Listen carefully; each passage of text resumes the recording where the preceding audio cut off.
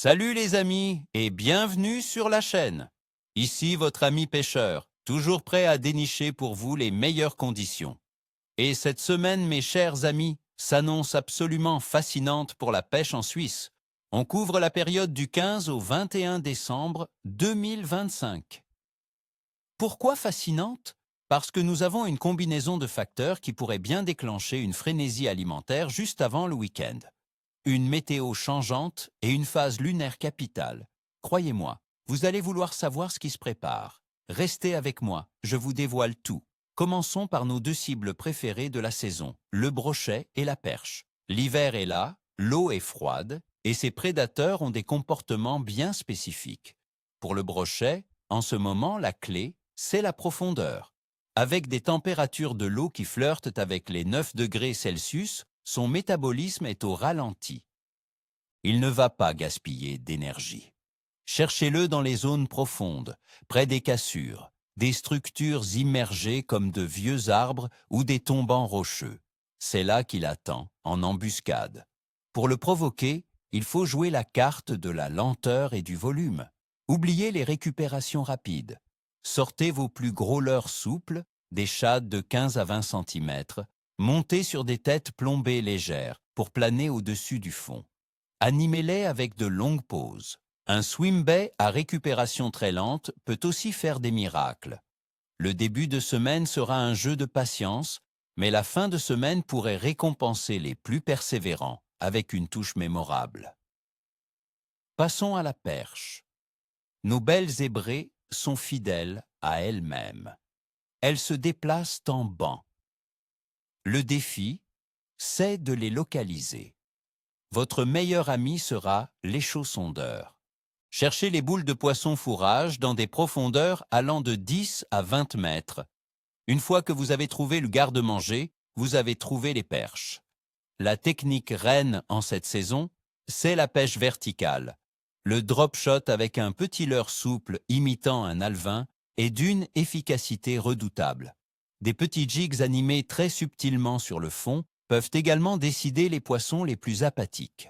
La perche sera probablement votre prise la plus régulière en début de semaine, avant que le gros temps ne réveille les brochets. Analysons maintenant les conditions qui vont dicter notre stratégie. Côté météo, la semaine est coupée en deux. On commence avec des conditions stables, plutôt anticycloniques. Le ciel sera nuageux mais les précipitations quasi absentes. Les températures de l'air oscilleront entre 0 et 8 degrés environ. Cette stabilité, amis pêcheurs, rime souvent avec une activité faible. Les poissons sont calés en profondeur et peu enclins à bouger. Mais attention, tout va changer à partir de vendredi. Une baisse de pression est attendue avec l'arrivée de la pluie et peut-être même des premiers flocons en altitude. Et qui dit chute du baromètre, dit souvent pic d'activité alimentaire. Les poissons sentent le changement arriver et en profitent pour se nourrir avant que les conditions ne se dégradent vraiment. La température de l'eau, comme je le disais, est basse. Autour de 9 à 10 degrés dans les grands lacs comme le Léman. À cette température, le métabolisme du poisson est lent. Il digère doucement et se nourrit peu. C'est pourquoi nos animations doivent être minimalistes et nos leurres assez gros pour que le déplacement en vaille la chandelle pour un prédateur. Parlons de la lune, un facteur que beaucoup de vieux pêcheurs respectent. Et ils ont raison d'y prêter attention. La semaine débute en phase de croissant descendant, mais l'événement majeur, c'est la nouvelle lune, prévue aux alentours du 19 et 20 décembre. Cette phase de lune noire est souvent associée à une activité accrue des prédateurs. Combinée à la chute de la pression atmosphérique, c'est un cocktail potentiellement explosif pour le week-end. En résumé, l'activité générale des poissons sera d'abord typiquement hivernale, c'est-à-dire lente et localisée en profondeur. Puis, à l'approche du week-end, on peut s'attendre à un réveil brutal. Les espèces les plus actives seront sans doute le brochet et la perche qui réagissent bien à ces changements de pression. Alors, concrètement, quel est le verdict jour par jour? Lundi 15 décembre. Le début de semaine sera difficile. La pression est stable. Le temps est froid et couvert. Le poisson est peu actif. Il faudra pêcher très lentement et en profondeur pour espérer une touche. Mardi 16 décembre, une journée difficile encore. Les conditions restent inchangées. La patience est le maître mot. C'est une bonne journée pour explorer des postes avec l'échaussondeur et préparer le reste de la semaine. Mercredi 17 décembre, on passe à moyen. Le ciel pourrait s'éclaircir un peu. Les poissons commencent peut-être à sentir le changement qui s'annonce. Restez concentrés sur les animations lentes, mais une fenêtre d'activité est possible en milieu de journée.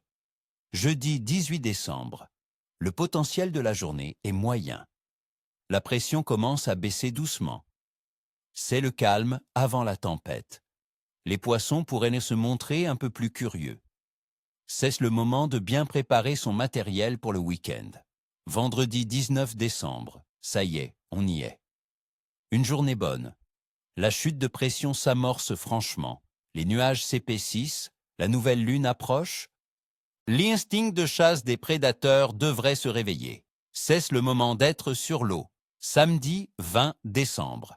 Je qualifie cette journée de excellente. On est en plein dans le changement de temps et juste après la nouvelle lune. C'est théoriquement le meilleur moment de la semaine. Attendez-vous à des touches plus agressives. C'est le jour pour sortir le big bait à brochet.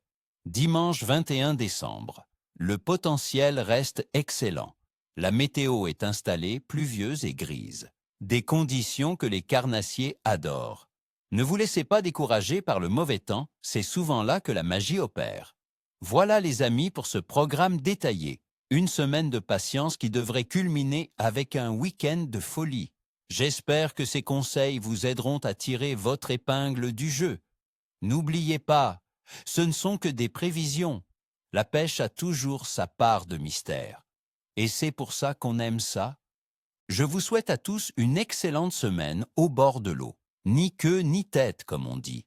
Et surtout, n'hésitez pas à laisser un gros pouce bleu, à vous abonner si ce n'est pas déjà fait, et à me raconter en commentaire vos propres expériences.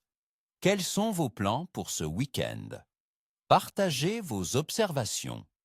À très bientôt pour de nouvelles aventures.